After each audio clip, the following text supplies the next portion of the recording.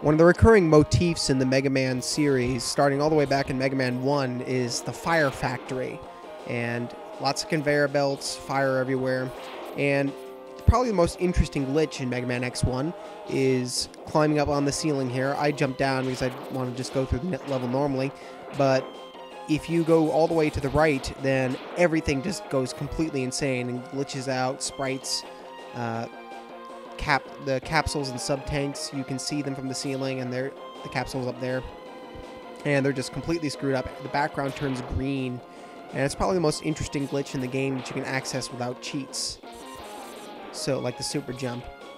Right here is the fire. The interesting thing in Mega Man Extreme, the fire version of this level, and that was not on purpose, but I'm gonna make it look like it was, is the fireballs insta-killed you, which made it a little less balanced.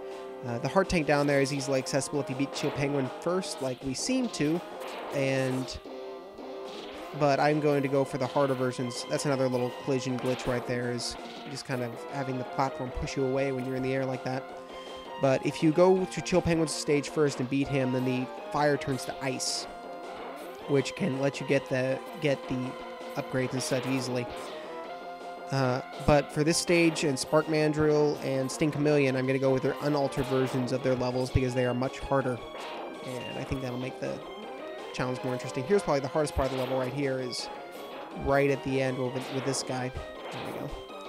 Those guys we'll get to see and do all sorts of fun thing in Boomer Kuwanger's level, and especially in Sigma Fortress 1. These things are one of the few, from what I can tell, those green rotating things are one of the few truly random things in X1, which makes them very hard to predict. Very little changes in X1, but those things are completely random as far as I can tell, so you could tell I was kind of panicking there. Here comes Flame Mammoth. He is quite easy. If you have Boomer Kuwanger, you can chop off his nose and make him even more pathetic, but for now, as long as you jump right before he lands, and he can't knock you over. And one of his interesting little techniques is the conveyor floor. He also can change the direction of the conveyor floor as like that, making this kind of a nice throwback to Metal Man's level in addition to Fireman's level.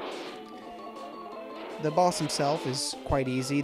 He flings oil there, the idea being that he can light it on fire, but in my experience, he almost never does that unless you actually lead him to light the oil on fire, and even then it's not dangerous. And he's already almost dead. He takes two hits from a charge shot. Very few enemies take 3. I think maybe Chill Penguin did, but there you go. Now he's dead. There goes the first of the fat guys of Mega Man X lore. Most of them are quite easy. And on to the next level. See you next time.